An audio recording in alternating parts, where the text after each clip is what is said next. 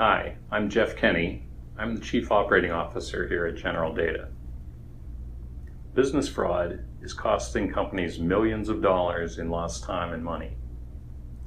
A study done in 2016 found that businesses lost an average of 5% of their gross revenues to fraud, identity theft, and cybercrime, with 22% of cases reporting losses of at least $1 million.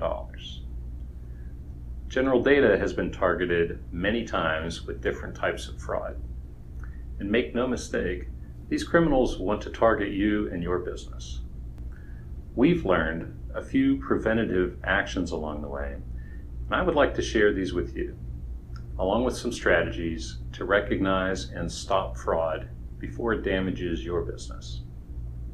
First, let's talk about some common ways that the bad guys try to attack and get into businesses, what I call points of entry. I'm going to briefly overview them, then show you examples and how to spot them.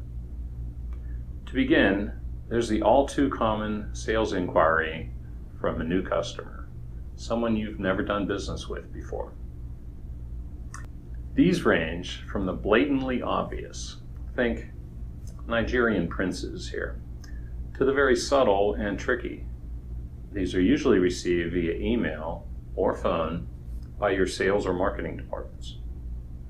You can also receive fraudulent sales inquiries from your existing customers. A criminal will spoof the identity of someone who works for one of your customers, usually someone in purchasing or at the C-level, and then send you an inquiry using that person's name on the customer's letterhead. Again, these are usually received via email or phone by your sales or marketing departments. You can also receive fake purchase orders. These work much the same way. You get them from companies you've never done business with before, and also from your existing customers, where the identity of the person has been spoofed, and the purchase order template looks just like the ones you receive from your customer. Sales, marketing, and accounting can receive these. Another point of entry is when you receive new customer applications and requests for credit that are actually from scammers. These can be received by salespeople, your marketing department, or sent directly to your accounting and credit department. Finally, criminals will spoof the identity of your company's owner, CEO, or other C-level executive in your company. They will then send an email from that spoofed identity to someone in your accounting or finance department with instructions to send payments or transfer funds to an account or entity. These are especially dangerous and can be very costly. Now, why do all this? What are the fraudsters trying to get you to do? Their goal can be to get you to ship product to them and never pay for it. In this scenario, they plan on taking the products they scam from you and reselling them on eBay, the dark web, or shipping it overseas and selling it there. Or they may be just trying to take your money, getting you to send money to one of their accounts and then closing the account, disappearing, and never to be found again. Finally, they may be just trying to get a bogus customer account established. They can use this to bleed you under the radar, placing small orders initially, which they pay for, usually with a fake credit card, in order to establish an order history. Then they send you a large order, which you process as they're viewed as an established customer. They receive the products and disappear, leaving you holding the bag. Let's now take a look at a few examples and discuss different ways to spot the fraud. To begin, here's a simple fraudulent inquiry from a new customer. Notice the following warning signs. First, a bogus email address. This scammer is trying to look like they are from MovieTech by including the company name in a Gmail address. You will see this a lot with hospitals and educational institutions where the crook will try to mask a bogus email address with a company name. The domains for educational institutions always end in .edu, never .com. If you look closely at the email address, it's apparent that it is fraud.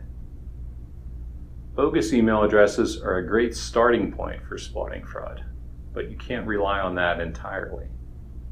People falling for phishing scams can allow scammers to take control of their email account and send and receive email from that account using that email address without the owner ever knowing about it.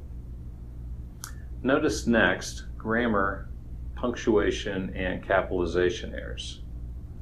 Though not always present, this is common in many fraud attempts. A lot of fraud originates from countries or individuals where English is not their primary language. If you see something like this, it should raise a red flag. Another red flag is an inquiry for a large quantity of product. In this example, the criminal wants to order 100 OEM color toner cartridges. Very few businesses would order this quantity of color toner cartridges at once. If the order or inquiry seems too good to be true, it usually is. Finally, a false sense of urgency could be a sign of fraudulent behavior. Fraudsters are always in a hurry. They need it ASAP and want to place the order today. This is to try to get you to fast track the order so it does not get flagged by your normal order checking processes. Let's take a look at a fraudulent purchase order from an existing customer. On the left is a legitimate purchase order from this customer. On the right is a fraudulent one that we received.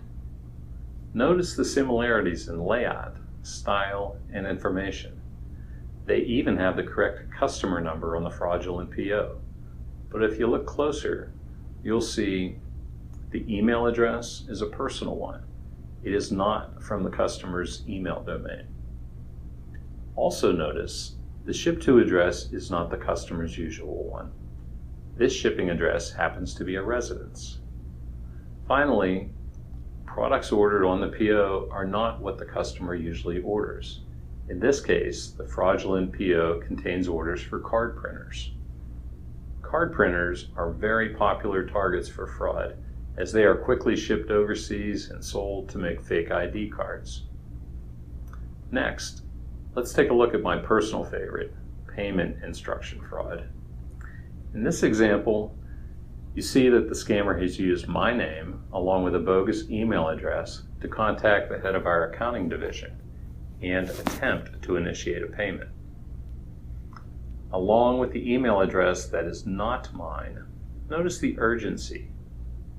Also, that is not my normal email signature. Now, let's talk about what your organization can and should be doing to protect yourselves from becoming a victim of fraud. Plan and document company-wide fraud prevention processes and procedures. This is very important. You must have documented procedures on how sales inquiries, applications for credit, purchase orders, and new customer account requests are handled and vetted for potential fraud. Your employees should not be left to guess what may be fraud and how to handle it. You run the risk of them guessing wrong. If you suspect fraud, do not rely on phone calls or emails for verification. Fraudsters will use bogus email addresses and phone numbers that go directly to them. So if you just call or send an email attempting to verify something, you'll just be talking to the person trying to scam you. You need to dig deeper. Look up the address online and see if it jives with the company's address on their website. Contact the company through the main number published on their website. Ask if that person is employed there, and then ask to be connected directly to them. Request a personal visit to the company's facility if possible. Next, education. Make sure all of your sales support, customer service, marketing, accounting, finance, and management personnel are fully educated on the different types of fraud that can happen to your company and what they are supposed to do if they encounter it. Stay abreast of the latest scams and fraud techniques. These scam artists are always coming up with new and better techniques and approaches.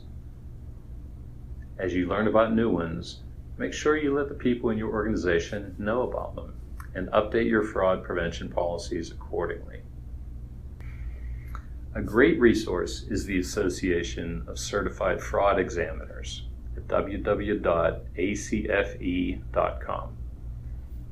In addition to what I've talked about here, they have extensive materials on other types of fraud, including employee-initiated fraud, like embezzlement and theft. I hope you found this discussion helpful for spotting and preventing fraud in your organization. When it comes to combating fraud, we're all in this together. If you have any further questions or would like to learn more about what General Data has done to fight fraud, feel free to contact us. I'm Jeff Kenny. Thanks for watching.